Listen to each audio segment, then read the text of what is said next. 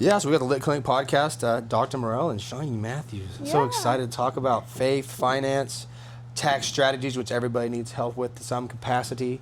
And I think that, I try to always bring on people that I enjoy talking to. Yeah. So let's definitely keep it conversational, not freak people out. I'm so glad we're getting a chance to sit down and talk. And I've been wanting to pick your brain too, so this is great. Let's go back and forth. I want to start off with what got you into the money game and the attorney game. That's why. a great question. Yeah. It's actually a great question. Okay, so it was one of those things where you don't see the path, you just are on this journey of life. Mm-hmm. So when I was a kid, my dad was a business owner.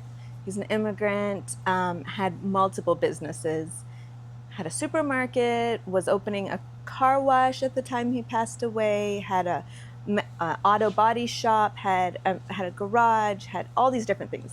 And is that where you get it? Because I saw your resume and I was like, my God. he had a lot of businesses. I think I get that part of myself from him for sure. Because you sent me your resume and I was like flicking through it. I was like, it just keeps going. Yeah, I was like, I know. I can't. It's a good problem to have. You're a talented person, right? As we should. Well, I just want to.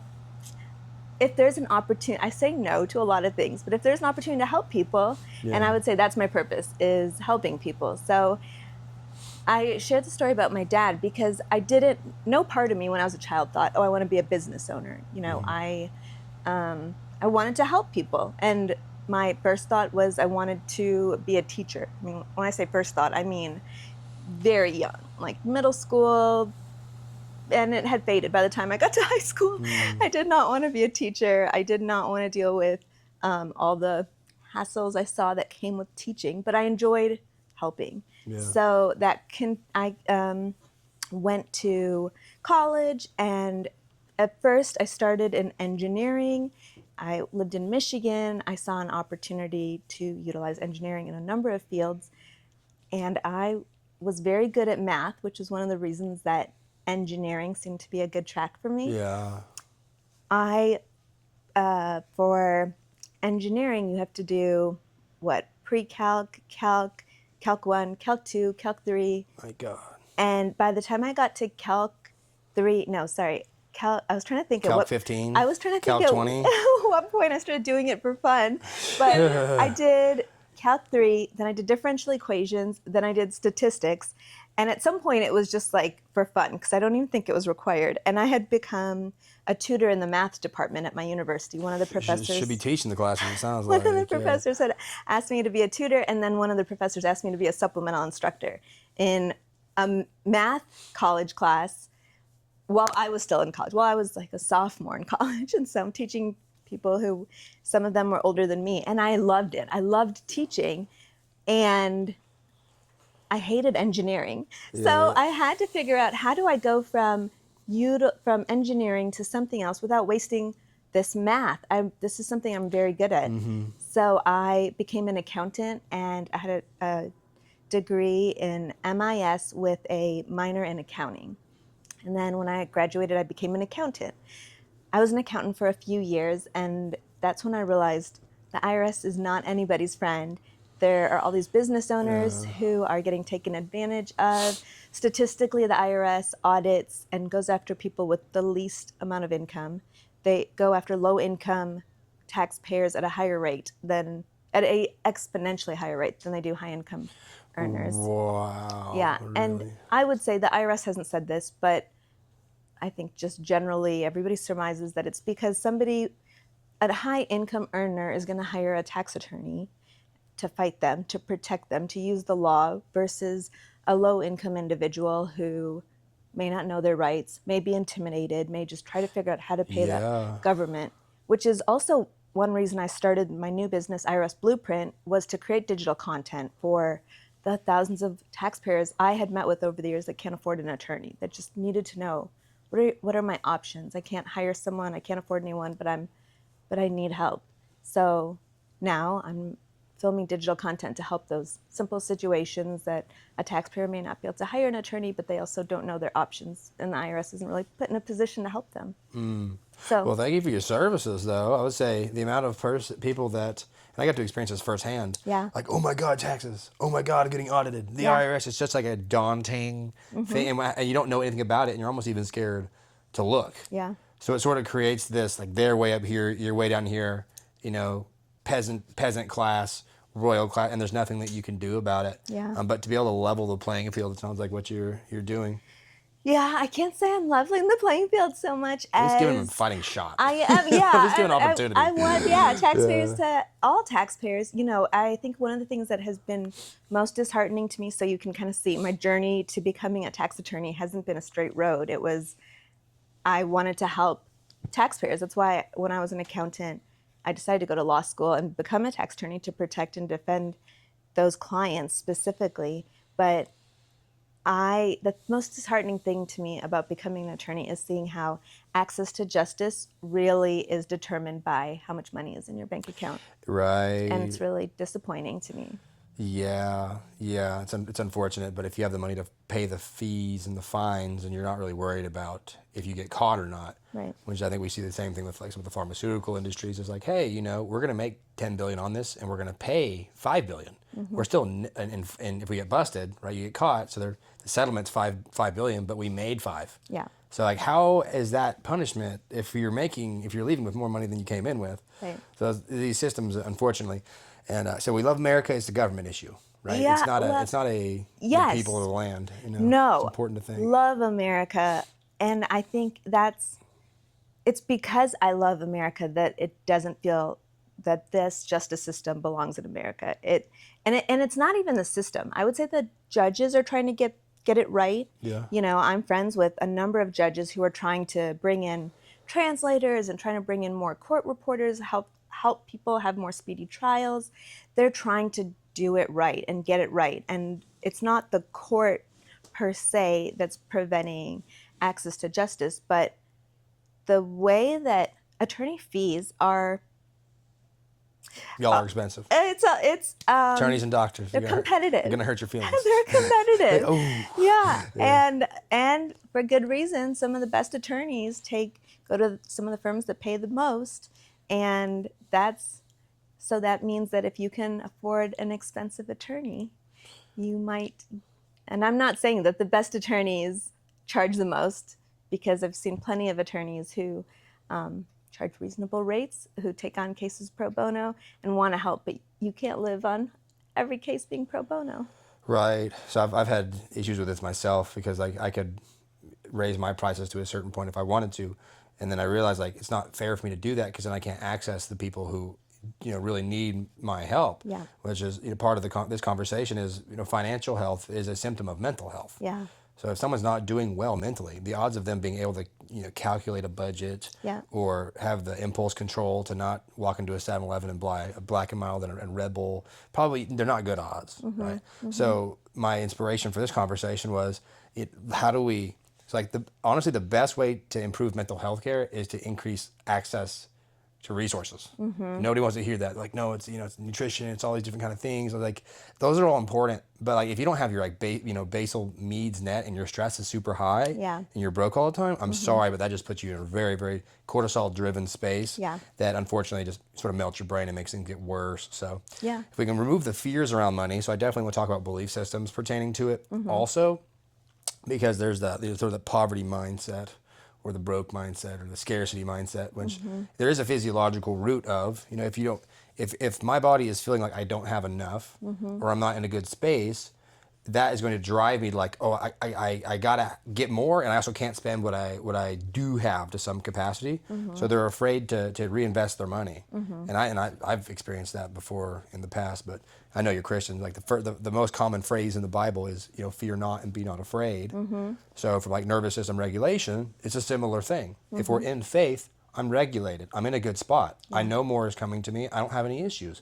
So when it comes to investments being made in your services or anybody else, it's sure, of course, this is all going to come back around. But if I'm afraid and fear is in me, now I am not going to do that. Yeah. Yeah. So do you see that in your I guess in your own self, what was your relationship with money? Yeah, I would say, well, one, I have to note that phrase, be not afraid. My daughter just told me this. It's in the Bible 365 times, Oh, really? which I thought was, and she made the point. She said, you can tell yourself 300 every single day of the year, be not afraid. And I think that was intentional to be in there 365 times. My relationship with money. So I am irrationally optimistic. And I say irrationally because there is a level where you can't just believe everything's going to be fine. There's a balance between everything's going to be fine and you need to plan. You need to have a plan. I think that both are true. I think, my faith guides my life, and I think of examples like David, who killed Goliath. Did that seem impossible? Yes, but David didn't just go stand in front of Goliath. He went and got stones to throw. Action. And he didn't just take one. He had 7. He took a few in a bag. And so the first one worked, but he was prepared to have to throw more. So I just think that I actually had a moment where I was in a car, and I was probably 19 years old, and there was a car driving next to me. We were at a red light, and I looked over, and it was a luxury car, and I thought, life doesn't just happen. I didn't feel like it was a thought that I was having. It felt like God was speaking to me, that life doesn't just happen. You and this person in this luxury car was sort of the image of, if you want to be successful, you can't just expect it to just happen. Things have to be done, a plan has to be put in place. And at this point in time, I'm still in engineering school. It's not what I already knew. I didn't want to be behind a computer coding, but I was doing that. I was tutoring in the math department. I was a supplemental instructor. But just getting that word that you have to put a plan in place, and success comes as a result of, I think some people say luck and opportunity, or practice and opportunity meeting. Luck and now I'm forgetting it. Opportunity, and hard work. Meet. And that's, you got to set yourself up for the luck. That's like some people think they're just like, I pray for money. I'm going to open my account and there's millions of dollars in there. Yes. Like, that is not how this works. Or you find a bag of cash on your way to work. Like, no. Yeah. One of my favorite quotes is, we meet God halfway, not half-assed. Yeah.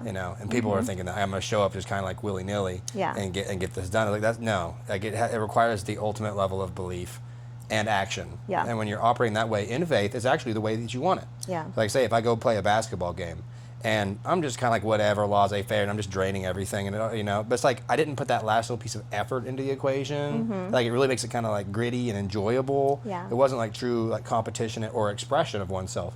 And the same thing with art, artistic. Like, you're really pouring your heart out there, and that's like what makes it the show. It makes it good. And people think the easy road is like better in that way. It's like, it's really not. Yeah. And I think there's a reason it's designed this way, is because we also like to lay it all out on the field. Yeah. So a similar thing, I guess, when you saw the luxury vehicle, you're like, how do we get in that car? Well, yeah, and I thought, it was really, and after that occurred, you asked me, like, what was my relationship with money? It's always been irrationally optimistic, even till that point. That's a good problem to have. And mine was not that way. And it wasn't that I didn't grow up in a rich home. We were middle class. My mom was a nurse. My dad had passed away when I was 12. But I did always believe, actually, I'll tell you the thing, that my dad passing away was the pivotal moment in my life that has guided my life. And when he passed away, we were in New York at a woman that he knew, an older woman, was moving back to India. They were having a prayer meeting for her in New York before she left. We went there, and my dad stood up to speak, and he was sharing from the book of Ruth, about Ruth and Naomi, and then he started shaking, and he collapsed, and they took him to a back room, and he had fainted, and he came to, and he joked with my brother about fainting. He said something to my family, and then he asked me to pray for him. So I'm 12 years old, And I had a lot of faith as a kid. I saw my parents who were strong Christians, and I wanted to embody the faith they had. But I was a kid, and I prayed for my dad. Nobody knew what was wrong. I prayed for my dad, and then he fell into a coma, and an ambulance came and took him to the hospital. That was Saturday, and on Tuesday he passed away. So I was struck with a lot of emotions about it. I felt guilty. I felt like it was my fault. I didn't pray right. I didn't know if God didn't love me. Maybe he doesn't answer my prayers. I didn't know if God existed. I really, in that moment, or in that time, it wasn't a moment, it wasn't a day, it was a silent time that I'm grieving my dad and grieving my own actions and my responsibility and carrying this burden. And there was another option, and that other option was that God had a plan, that it wasn't my fault, that God had a plan that I didn't understand, that sometimes prayers aren't answered, and God knows better than we do. And I had to decide which of those I was going to hold on to as the path I was going to go down for my life. Does God hate me? Does he exist? Does he not answer my prayers? Or does he have a plan and I just don't know it? Do I trust God? And I decided that I had seen the faith my mom and dad had and my mom was still living out. And I decided I was going to trust God. But that was a huge decision. I mean, it was, to say I was going to trust God also felt like I felt like I shouldn't cry that my dad passed away.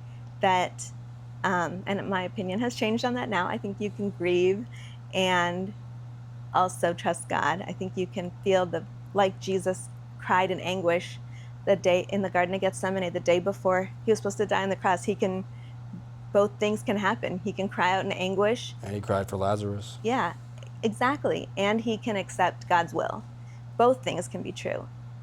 But at that time, in my 12-year-old brain, I decided I'm going to trust God and I'm going to believe he had a plan. And that decision is where my irrational optimism grew out of, is believing that God always has a plan, that everything that happens, when it doesn't make sense, when it's painful, when it shouldn't have happened, it shouldn't have happened. God has a plan and I have to trust him, and it's not in my control. And that's why this moment when I was driving and saw this car, at this point now, it's 7 years later, I'm 19, and I had gone through life believing it's not in my control.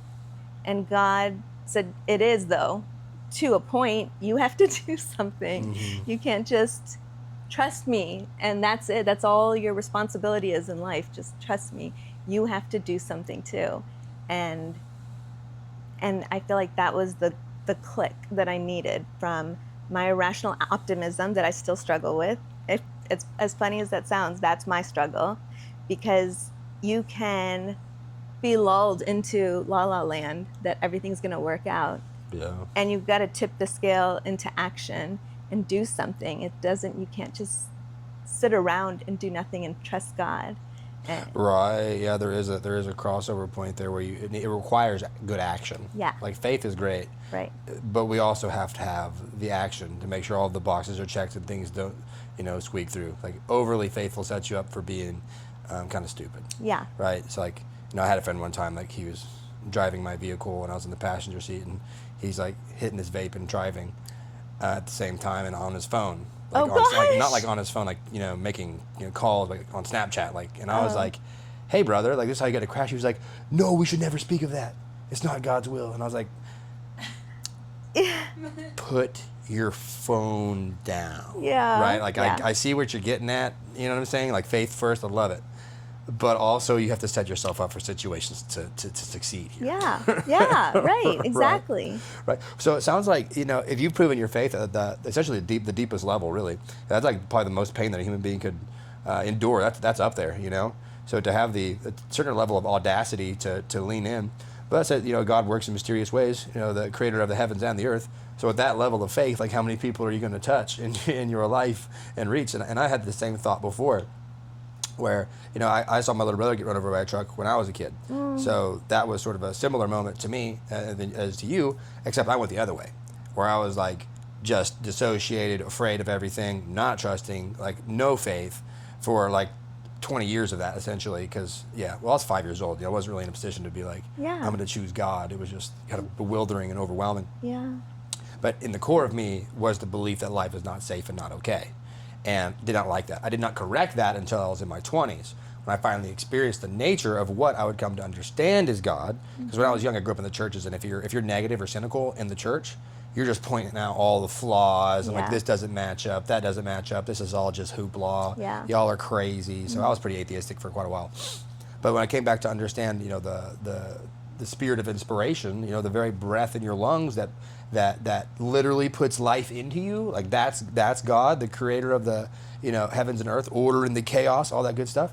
I was like, wow, this is beautiful. Of course, a lot of science taught me that. I mean, by the time you learn a bunch of chemistry, biology, math and physics, you're like, man, this is really sophisticated stuff we're looking at. Just looking at a tree, I'm like, what are the odds of things just smashing together and that happening? Right. That, to me, at that time, when it finally clicks, like, that's crazy. Yeah. Right. That was crazier to me than not believing.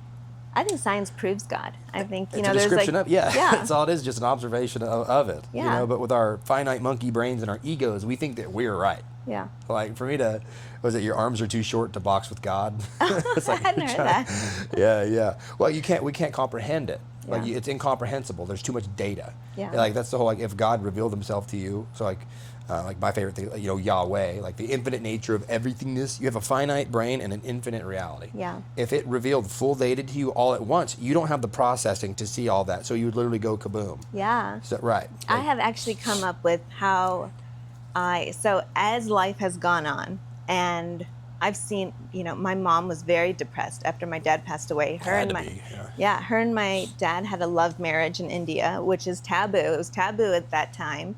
They were both born in the 40s. Their parents were very traditional. They were both Christian, but you still had arranged marriages. And so my grandmother, my dad's mom, was upset because they weren't going to get a dowry from my mom's family because it was a love marriage. And my mom's family was upset because it was shameful that their daughter had fallen in love with somebody. And so neither parents came to their wedding. They got married. They were in love. That's beautiful, though. Yeah. Against all odds. I know. And that's why you're here. And that's why I'm here. Yeah. And then even my dad was a captain in the Army, and when they had gotten a letter from a hospital. So one reason a lot of Indian people or Asian people, well, Indian people specifically, I can speak to that, are in America, especially in the late 70s and 80s. No, I'm sorry, the late 60s and 70s, is that America had a healthcare shortage. So in 1965, the Civil Rights Act was passed. And right after that, I might get my dates, it was like 1964, 65, America put in place Medicare and Medicaid. Oh. And that opened up access to health care for thousands, hundreds of thousands of people that America did not have the resources to help. It's also the time frame when the Civil Rights Act was passed, that same year-ish. And so now they could open up the world. There had been a law in place called the Asian Exclusion Act. India's in Asia. And so they created a new immigration bill that allowed for hospitals and to hire healthcare providers from Asian countries, from anywhere in the world, including Asian countries. So my mom was one of the people who got a letter in the 60s that said, we're this hospital in Detroit, we want you to come. you and your family and be a nurse in America. And my parents did not want to come. My dad was a captain in the Army. They lived in India. One thing that actually does frustrate me in America is that so many countries in the world have much better treatment of their troops than we do, than we offer through our VA, than we offer. Get me started with that. I get a lot of right, VA exactly. people from the VA that come to see me. As much as we love the troops, it doesn't show with how we spend our tax dollars on them. So that's a whole nother topic. But my parents, they had a good life. They had people to. My sister had been born in India. They had people to take care of her.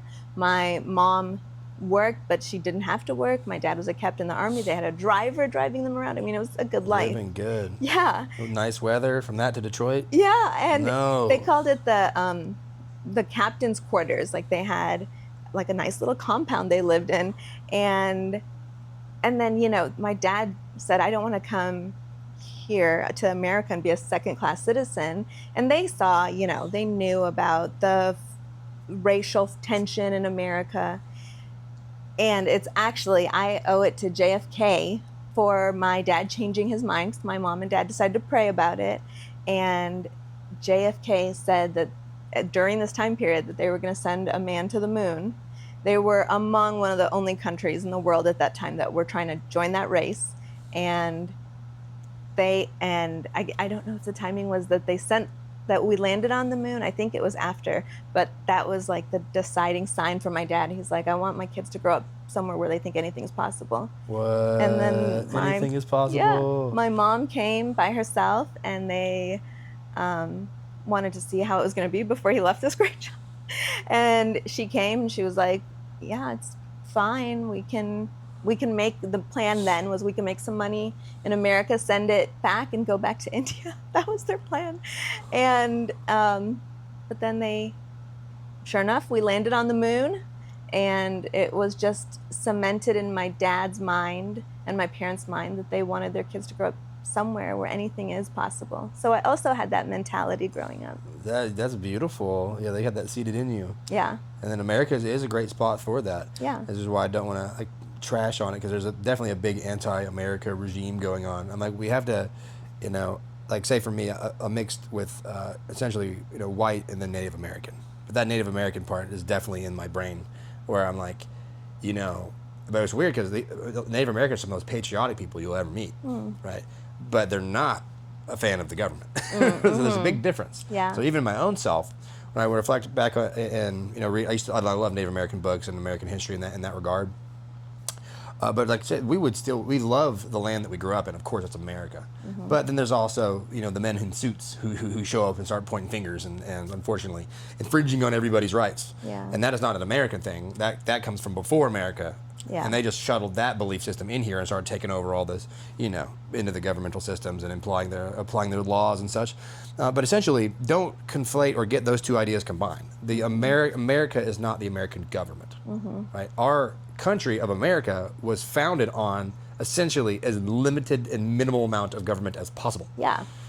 But the way that those situations work, or those entities, is they're trying to get more and more and more and more control. Yeah. So we have to be highly empowered individuals in order to push back against that, which is what made us who we are, is we got tired of the taxes. Yeah. Right? So that's all, everybody in America is everyone who got tired of taxes and said, we're out. Yeah. And also, I want freedom of expression and freedom of religion. So we are all descendants of that, which I think is freaking beautiful, and we do it wonderfully if you just avoid the media. Because if you walk around in America, it is not what you see on the news at all. Like, people are like, oh my God, America, it's so turbulent over there. Like, if you travel abroad, right? Yeah. Like, oh my God, is everything okay? Like, it looks like America's this crazy place. I'm like, no, man, people are awesome. Anywhere you go, and there's the best foods and all kind of stuff. Just don't fall for what that is telling you, essentially. Now, whenever I first started reading tax books, was where I read that the most patriotic thing one can do is pay the least amount of taxes.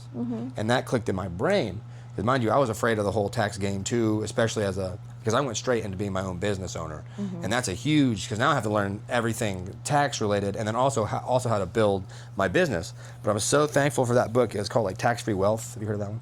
Tax-free wealth. I haven't heard of No. that. But essentially, it did a lot of work around belief systems pertaining to taxes, which changed my view of it. It's like the auditing rate is actually very, very low. And if you do get audited, it's not actually that bad.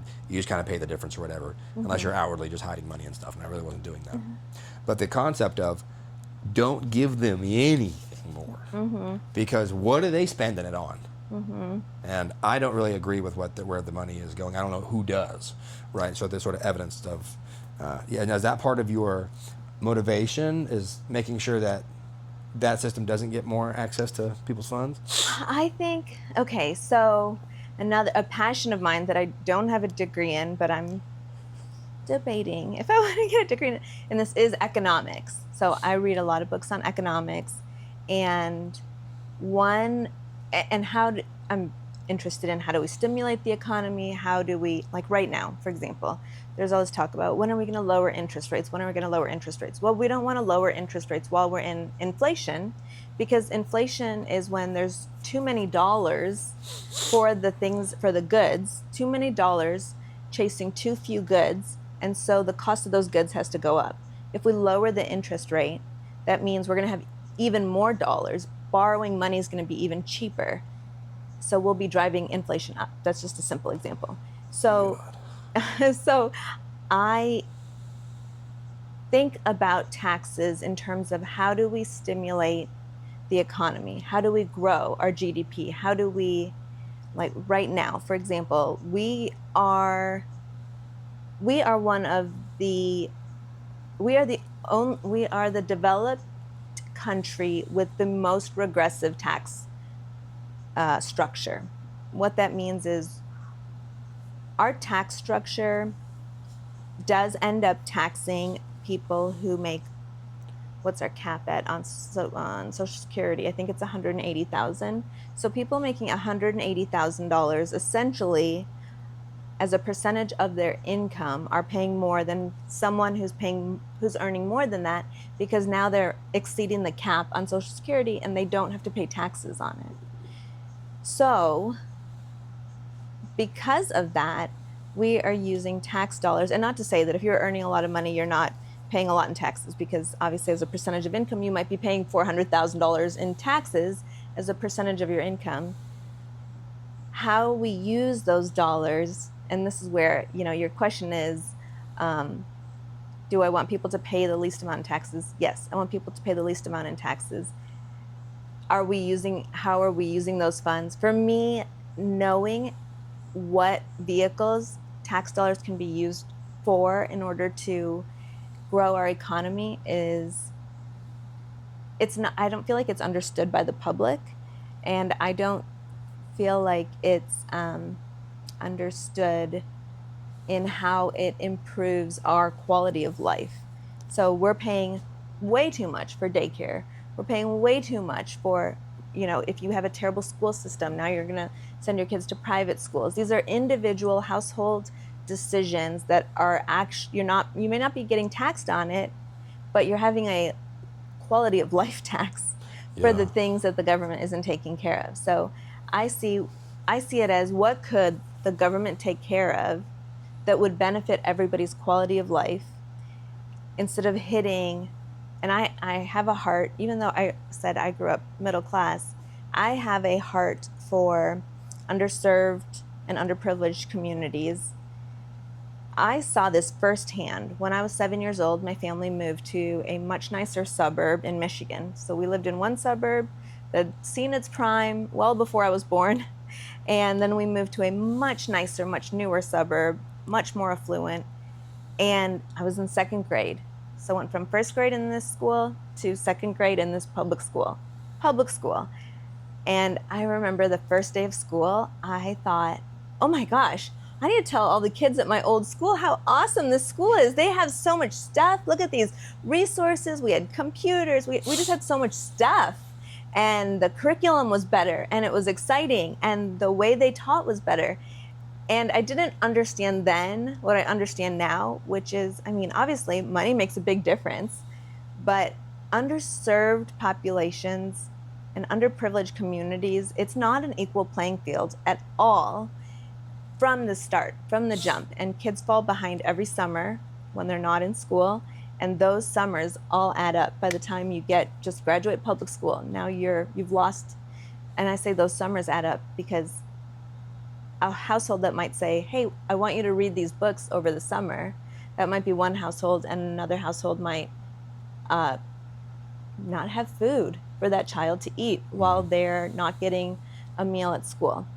So it's a huge difference, and I have a heart for our tax dollars, and not just a heart, it's also economically better for us to utilize our tax dollars to benefit children in underserved and underprivileged communities, because when you provide them with resources at a young age, they end up getting out of poverty and statistically are able to be participants in contributing to our labor force and growing our economy. Right. So it's more like an effective taxes versus like none at all. Yes. So I think anybody would agree that we should have healthcare available for people, education available for people, so on and so forth. I think the issue is that it's become such a villain that people like just get rid of it entirely. And this is unfortunately how people tend to think, even psychologically, right? So if the relationship becomes a little bit abusive, maybe there's a lot of good stuff in that relationship or the marriage or whatever. It's a good marriage, not a great marriage. So whenever it takes that downtick though, and it used to be up here, now it's down here. Now I'm looking at 4 flaws. Yeah. As soon as you start looking at flaws in your partner, that's going to be really bad in just a couple of weeks to months because there's plenty of them. Yeah. And I think the same is true with the government. Yeah. In that when it's to be able to jump out onto a road, right? Any road, and it works. Yeah. Right, and it does work. And if you crash your vehicle, which we have done, freaking firefighters are there in minutes, taking you to a level 1 hospital and getting everything taken care of. Like, it's a beautiful, a gift to have. Yeah. Like, so I think we need to certainly have a conversation about it's not all bad. Yeah. But I think people are sort of probably just tired of like the wars, clean air, and such. Yeah. Clean water. Yeah. Safe roads, safe bridges. There are so many important things that taxes pay for, and I, as a tax attorney, obviously a lot of people want to talk to me about we should get rid of taxes. We should get rid of taxes. Right. That's fine. I always raise this hypothetical. If you were, let's just not call it taxes. Let's say you're in a town and there's a sick kid, and to get to the hospital, there's a river between you and the hospital. What are you going to do? Should one person pay to build a bridge? What if that kid is an orphan, no parents? Who's paying for the bridge? Do we let the kid die? I mean, those are the ethical decisions, the moral decisions that taxes are trying to answer. Who pays for the bridge? And then once the bridge is built, is it just for the kid, or can merchants cross over and sell their goods on the other side? Should we pool our money together and let everybody cross the bridge, or should we have one person build it and then they charge a toll for So the thought is, and we don't have to call it taxes, we can just call it collecting money to do stuff, because that's all it is. And if you bring it down to that level where it's you live in this town and here's the problem, how are you going to just all die in that town because you can't access the hospital? What do you want to do about it? Do you want to put your money together?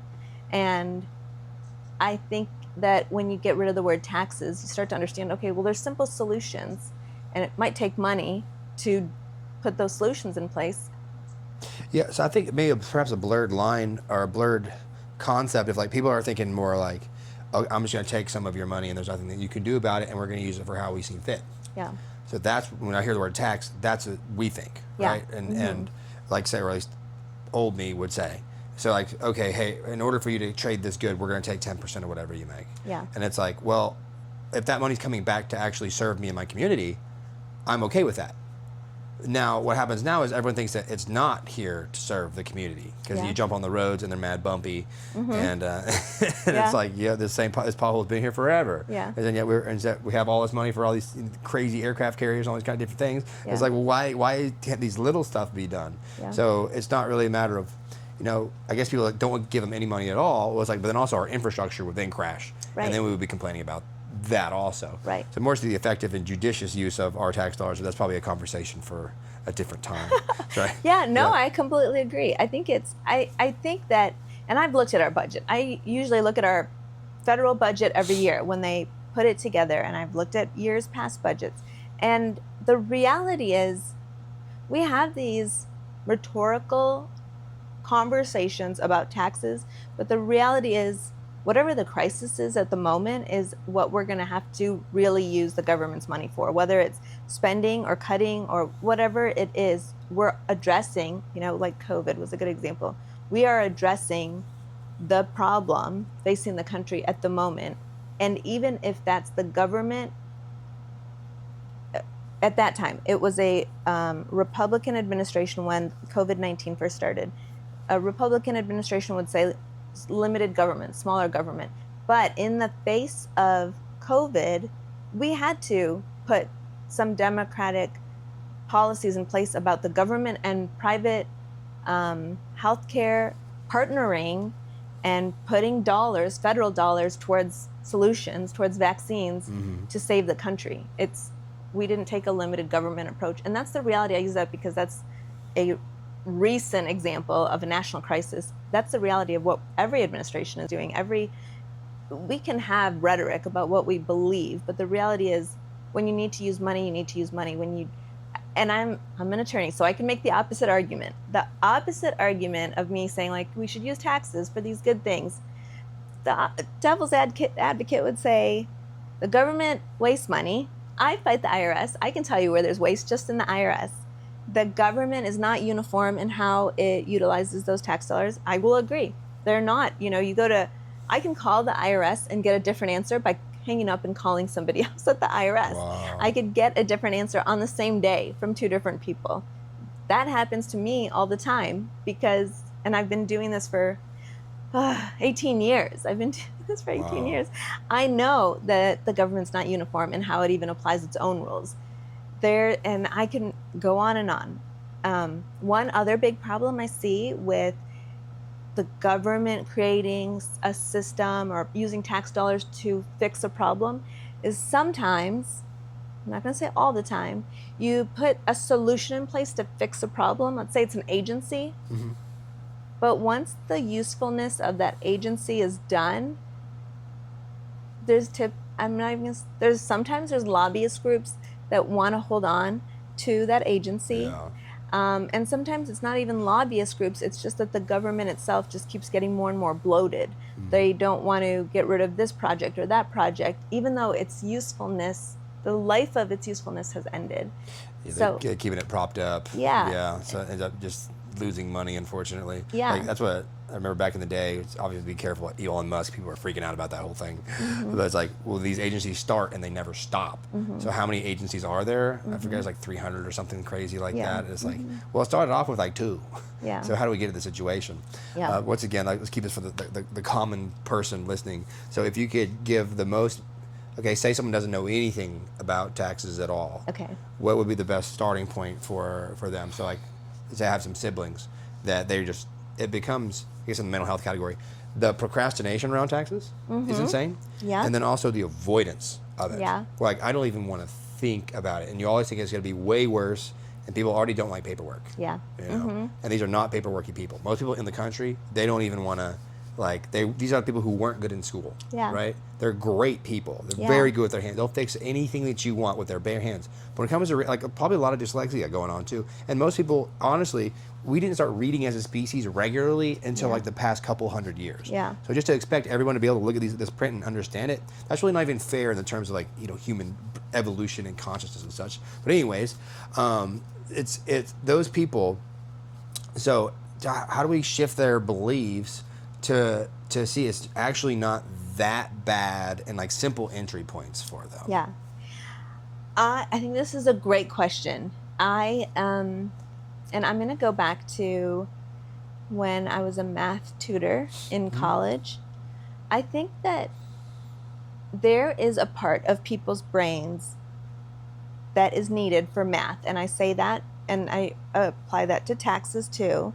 I think that same, and I'm not a mental health or anything science. I know nothing science. I'm basing this on anecdotal. It's funny because we're on the opposite. My math brain does not. It's rare. See, I think there's and I know nothing about the brain, but my anecdotal experience is there is a part of the brain that when math is required, people's that part of their brain is shuts off, or it just feels impossible or difficult. And I'm talking about smart people. When I was tutoring students, it's not dumb students who are coming for tutoring.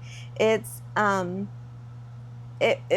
was a wide spectrum of students who had difficulty with understanding the formulas, understanding the theorems, understanding the concepts, and just wrapping their mind around how to solve these problems. The same thing is true for taxes. Are taxes simple? Well, I'm the wrong person to ask. The entry point is the most basic thing, is that taxes are a percentage of your income that you have to pay to the government. And if you have no income, if you have income and then no income and then income and then no income, or a few years of no income, if it were me, I would even file a $0 return, put my name on it with my social security number, fill it out, and put 0000000 and send it to the government. And very technically, you're required to file a tax return every year. Do they care if you file a $0 return? They don't care. But for their record's sake, they're going to see that you're not compliant, you haven't filed a tax return, even if they don't have any record of your income. And the IRS, and I would do this now more than ever, because the IRS is trying to crack down on people who are getting payments, digital payments in digital wallets like Venmo, Cash App, PayPal, but the IRS doesn't have eyes on it, which is why the IRS started asking these digital wallet companies, digital payment authorization companies, to disclose those payments to the IRS. And they're understaffed. I don't know what they're able to do with those. But more and more people had stopped putting money in the bank and were having their services paid for this way and not reporting it for their taxes. Taxes are just a percentage of your income that you have to pay taxes on. You send a form to the IRS every year on April 15th is when it's due. If you haven't prepared your tax return, you can file an extension on April 15th, and then it's due 6 months later on October 15th. But very simply, it's a form with your name, your social security number, how much money you earned, and online there's software to calculate your tax rate. I still do it by hand because I enjoy it. Yeah, that's wild. But there's plenty of software online that you can just do it by hand. The thing that is complex about taxes that I think a lot of Americans who it doesn't apply to start thinking that taxes themselves are complex is that the tax code is enormous. The tax code is enormous. Even a tax professional like me, who has been doing this I'm coming up on 2 decades of doing this. The tax code is constantly changing. The big, beautiful bill just changed it again, but it had just been changed previously in 2017, substantially changed. And in these years that I've been practicing, it has changed over and over and over, which is why I say you don't need somebody who's been practicing for 20 years. Somebody who's been practicing for 3 years, has been an accountant or a tax attorney for 3 years, probably knows the most up-to-date information just as well. And I don't know everything about everything. I don't know if you're a yacht captain, there's specific tax laws for you in international waters. I don't know them. I know that there are some. I would need to look it up. So probably a better idea so my strategy for this is get someone who knows all of your basics. Yep. Like just to come into it and try to learn, tax code and do all of your own and turn it in. That's probably asking a lot for like your regular person. So on the front end, for me at least, this is my experience. Yeah. It's a little bit daunting. Like I said, I read like 2 books that broke my fears around the issue, which is why I wanted it. It's it's going to, some of these taxes are used for good places for good reasons. Yeah. And when done effectively, it's good. And then if you mess it up, you just pay like a little bit extra. It's not going to like kill you. It's not going to throw you in jail. Yep. and like these people are getting away with embezzling and hiding millions upon millions of dollars in tax dollars, they're not going to come after you for a couple $1,000s and put you in jail or whatever. So like that just needs to go. There's not a threat of death behind it. Secondly, is find somebody who can be a guide for you to make it easier. Yeah. If I'm trying to go fishing for the first time, that's a daunting and overwhelming task. Yeah. I need some old dude who's done that a kabillion times, right? It shows you the ropes. Yeah. But then also, maybe you want to fish a little bit different than him, because this way's not going to be all the same for you, and maybe you're trying to catch a different kind of fish. Yeah. The general concepts will get you there, though. So, like my tax person, I am getting into like, influencing and, digital stuff as well. This is some dude who's like super old, right? He's really good though, because he's done it for decades. But he probably doesn't even know what an influencer is. Yeah, yeah. It's like to be able to build a lifestyle brand, and that's part of the reasons I built the lifestyle brand, is because everything is somewhat of a tax write-off of the lifestyle brand. Yeah. If I can find a way to wiggle that around. But anyways, so that way, as long as I'm staying attuned into, okay, what are all the things that are unique to my business and my way of living that's going to mix with his understanding of the taxes. So that's why we're both involved. It's kind of like meeting the God halfway thing. Yeah, It's like right. we're both involved, but he could do it by yourself, but I really want to make it nice. I'm going to meet it with what the information I found out on my own. Yes. You always want to empower yourself with education and not outsource, oh, this person knows everything and I know nothing. That to me is always a recipe for disaster. Yep. It's like the 80-20 rule. You know, Yeah. 20% of it, 80, you're going to get 80% of the results. That last little 20%, not that big of a deal. Yeah, and one thing is, if you're a business owner, if you're somebody, the advice I said was somebody who's a W-2 earner. They're an employee, they're getting a W-2, they could be married, you're both getting a W-2. I think it's going to be a straightforward tax return. You can look online, that's where I was saying, you could look online, you could also probably find somebody locally to prepare that tax return for you. And if it's daunting, definitely hire somebody. If you're a business owner, if you're opening a business, even if you don't consider yourself a business owner, but you're doing something where you're selling something, you're a business owner. Okay. You should hire an accountant. I can't think of if you even if you feel comfortable with calculating your taxes, I would be more concerned about making sure you are meeting all the deadlines on time. Your 941 tax return, if you have an employee, is due quarterly. The month after that quarter ends, you have to make an estimated tax deposit quarterly. The month after that quarter ended. Yeah, I hired someone to do all that, Yep. because that was like way too much for me. I was Yeah. like, here, just do it. And it does Yes. cost a lot more to do that, unfortunately. Yes. 'Cause now they're involved quarterly. It's like, dang it. You should get an EIN number for your business. You should set up an LLC to protect yourself and have a limited liability company be set up to protect your personal assets from any liability exposure for your business. And you may not think of it as a business. You're selling something. Once you expose yourself to the public, you are ripe for litigation. And if you don't have something protecting you from the business, now all of your personal assets, your house, your clothes, your stuff, it's all subject to litigation and potentially being taken to satisfy a judgment in litigation. So set up an LLC, get an accountant.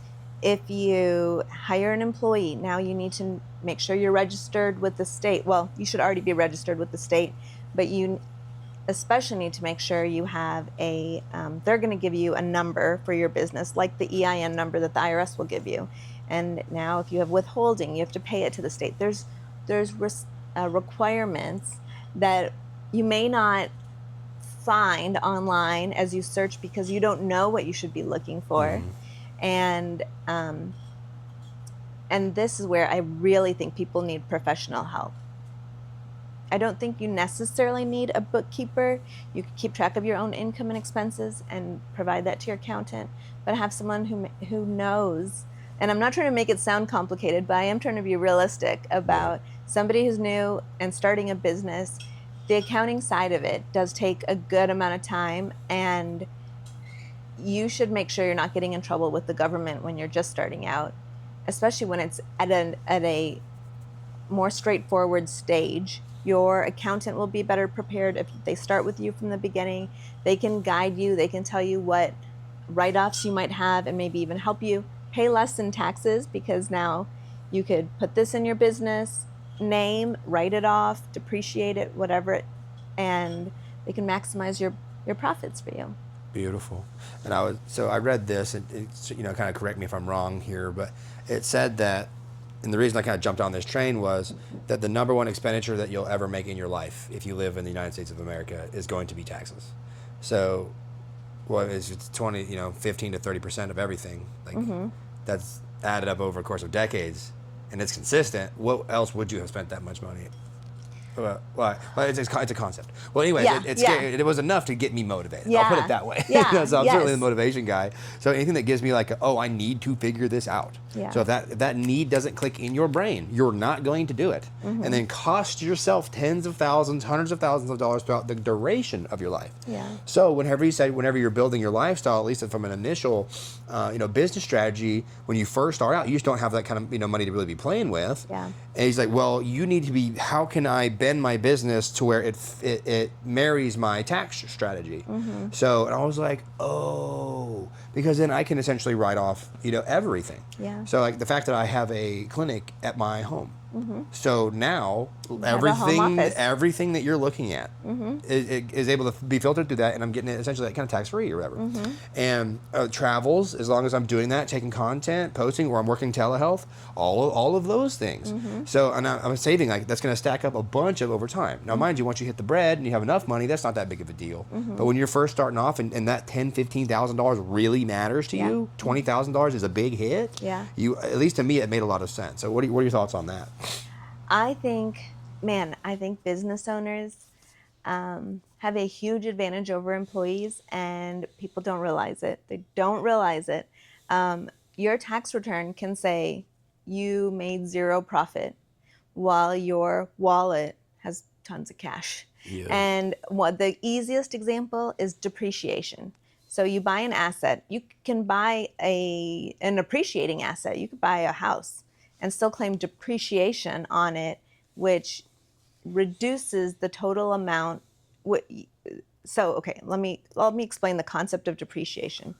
Depreciation, and right now, the big beautiful bill put in place, codified that you could claim 100% depreciation in the first year of use.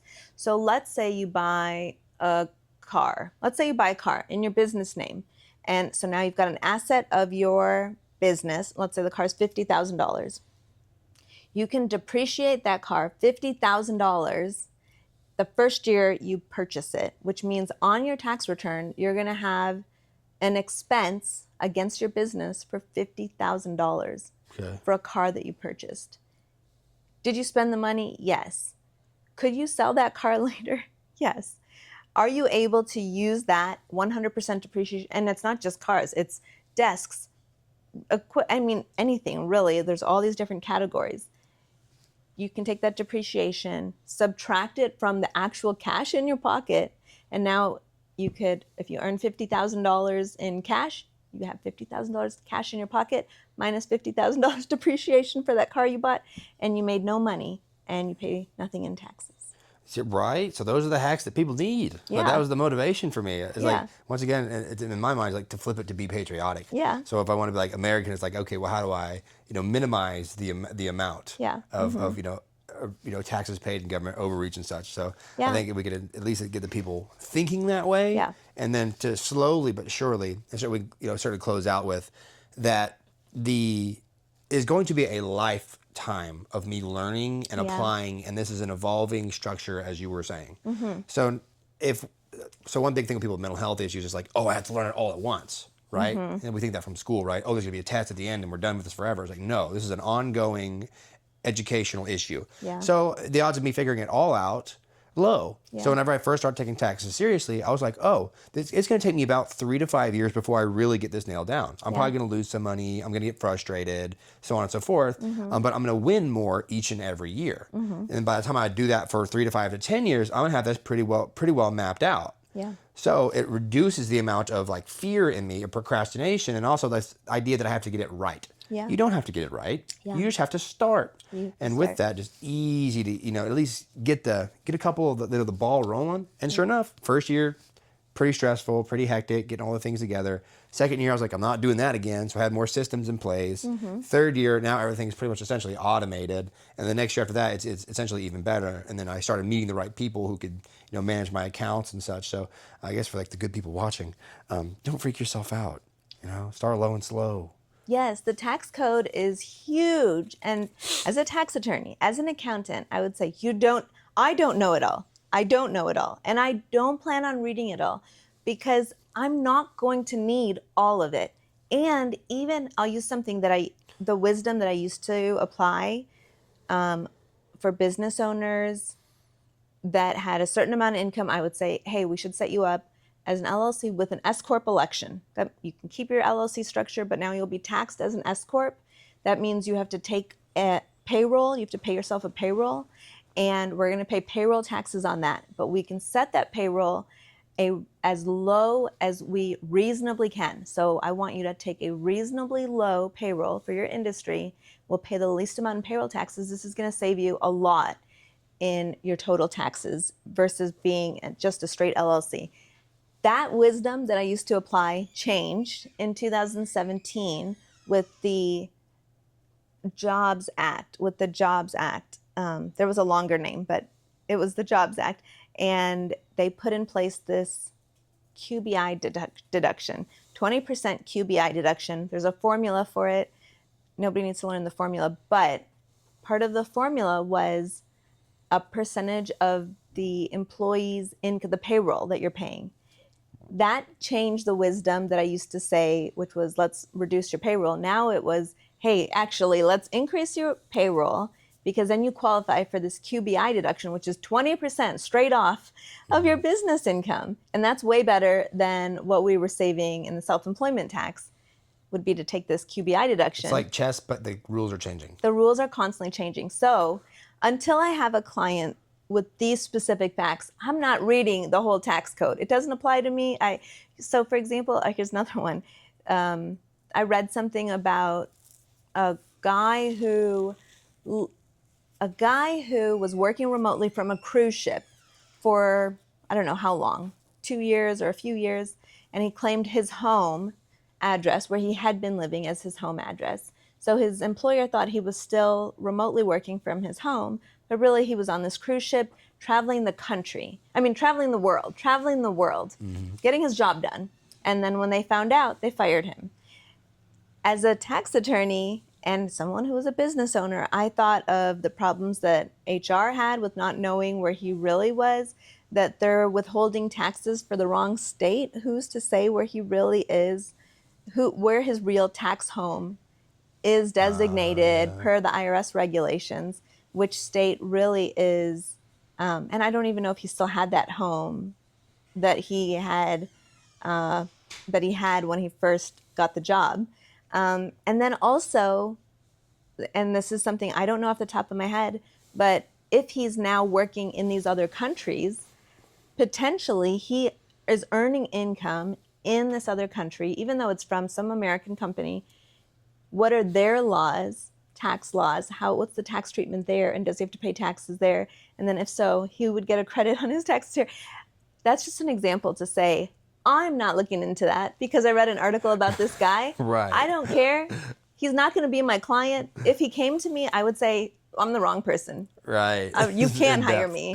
I don't care. To pay me a lot. I do not want to look up these other countries' tax treatment. I have too much work as it is with the clients and I'm not saying I won't look into a new industry. If it makes sense for me, I will. It is kind of fun. International tax law. That's going to be a big thing now with all the, people having multiple homes in multiple places and bouncing around. Right. And you just used a good example, influencers. I'm fascinated by that side of accounting, the tax deductions that can be claimed. I'm enjoying that. I'm learning it as it's evolving.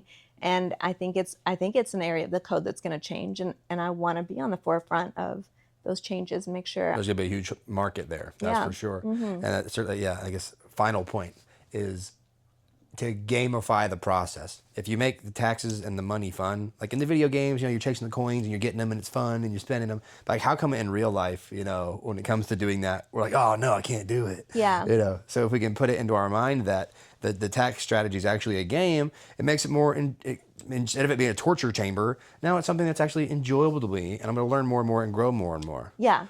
I think for me, I think that part of it, I think you do have to trick your mind. You have to tell yourself, and this is what I did when I was tutoring people, and then even when I'm talking to my clients, I do think you have to, I think the one thing that we're doing wrong is talking over people when we talk about taxes and making it sound complex and difficult. Yep. It's not. It's really not. It's a percentage that you're multiplying against your income. And it can be that simple. And it's a matter of when I'm talking to clients or showing them what applies, like you said, I make it just very straightforward. I like to gamify it and help them understand, like, frankly, it is a game. It is a game. And the people who are good at it win. Yes. The people who don't. Yeah. And if you think about it, like, I play games all the time. I have kids, and I'm like, wait, we need to look at the rule book because I want to know, can you stack the draw fours? Can you do this thing that we're doing? I want to know what the rules say, because if it is silent, and this is my attorney brain, if it's silent, I can make an argument that it's silent and we can do this or we can't do this. And if it's expressly, I mean, that's really all the tax code is. It's the rules of the game. And we just have to read the rules of the game as they apply to our situation and then pay the least amount in taxes. Right. And just like with a game, like say basketball, you need to start off with dribble. Yeah. And then once you can dribble, now layup. Yeah. And then layup, and then jump shot, and then three. But right now, your job at the beginning is learn how to bounce the ball, brothers and sisters. Yeah. Don't be thinking, I got to be SGA pulling up from, you're not going to do that. Yeah. So, yeah. Well, basketball also, like, the rules are always evolving. I was just at a playoff game with the Lakers against the Thunder, and there was a challenge called on a play. I had my daughter with me, and she's like, what's the challenge? And I'm like, well, the call that the refs called was a block and a foul, but we're challenging because the rules now for a charge are, if you're outside the 4-foot perimeter of the rim of the basket, and you're positioned and your feet are planted, you're positioned or moving backwards or sideways, and they come into you, that's a charge. So they want to watch we're calling for a challenge because we are saying he was planted there first as the defender, and the Lakers came and charged him, and sure enough, we won. And so that was a good one where I'm like, this actually changed. Now, and I love basketball, so that was a perfect. For sure you do. That was a great explanation. That's a lawyer. Yeah, we get you a referee. I love basketball. We need to put you in a referee uniform and let you go take care of it. I know. So you'd be great at that. But it's the same thing. I mean, now I grew up in Detroit. I grew up with the bad boys. The Pistons. There was a lot of fighting back then. I just showed my kids that. Well, I don't want to mention it because this person has worked a lot on their mental health, and I'm very proud of them. Right. So I'm not going to talk about anything that happened in Detroit between players. But but those rules, like, now you can barely touch a person versus when I was growing up. There was a scrap back then. Yeah. Right. Well, Yeah. I love it. Now tell people how they can find. You say you're making some resources. I would love to have some of those also. Yeah. So where can we find Shiny? Yes, I have my business. I am on all the social media accounts. My social media account is IRS Blueprint. Okay. I'm currently filming and will be uploading more content, but IRS Blueprint. And I don't use my professional email account yet. I should. I have an irsblueprint@gmail.com that I just like to use because it's there with all my other email accounts. But that's the best email for now. And but I'm most often on social media, and I'll be posting content. I'm trying to create everything that I think is necessary for business owners, for the average person. If you stay tuned and follow IRS Blueprint, I'll tell you how to get your Thunder tickets, your season tickets to be a tax write-off. I can tell you how to go to a massage therapist with tax-free dollars. That's going to be some content I filmed. That's a good content. Yeah. And I'm like, I want that. Yes. And there's fun things that I love to learn. I love to figure out. I love to figure out how I can use tax code for the average person and help them to have a better quality of life.